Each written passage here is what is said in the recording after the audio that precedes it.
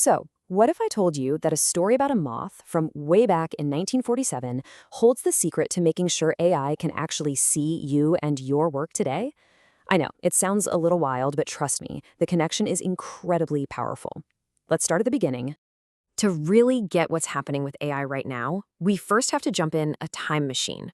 We're going to set the scene for a moment that honestly changed computing forever. Okay, picture this. The date is September 9th, 1947.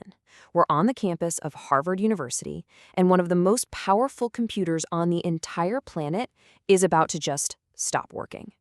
Yeah, we're at Harvard, and the Mark II, this was a monster of a machine. It took up an entire room.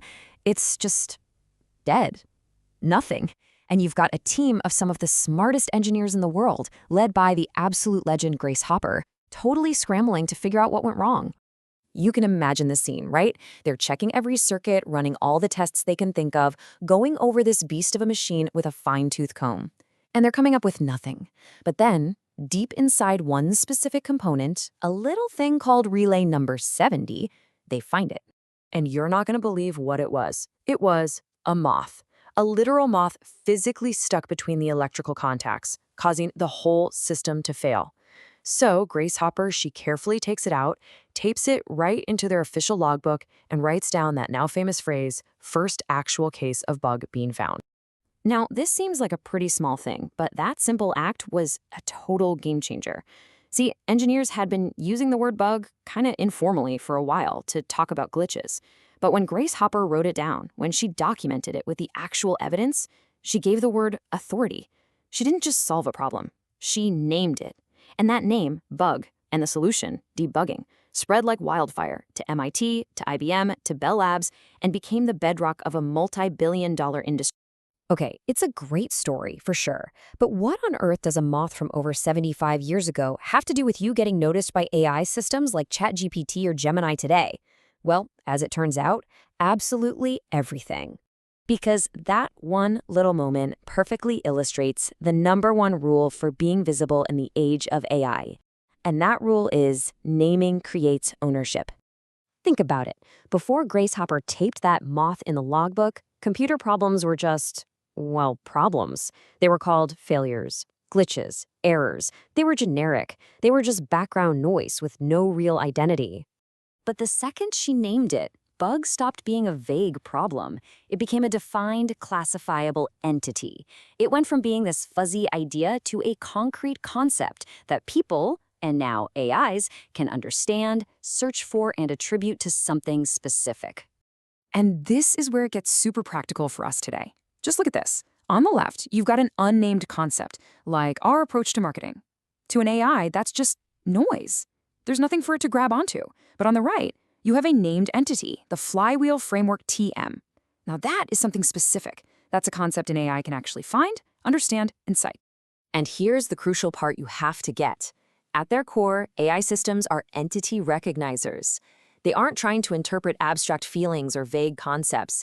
They are scanning for named things, people, places, companies, and yes, named frameworks to build their map of the world. So if your brilliant idea doesn't have a specific name, to an AI, it might as well not even exist. All right, so we get the why. That makes sense. Now for the fun part, the how. Let's walk through the actual playbook for creating this kind of ownership. The term we use for this is semantic ownership. All it means is the deliberate, strategic act of naming your unique concepts to create your own intellectual territory.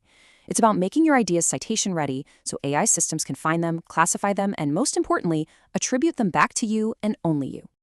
So how do you actually do this? It's really a 3-step process. First, naming.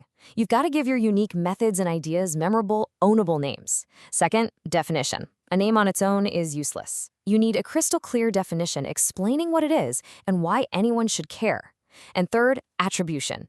You have to use these names consistently everywhere and always link them back to your core definition. That's how you build authority. Let's make it even simpler.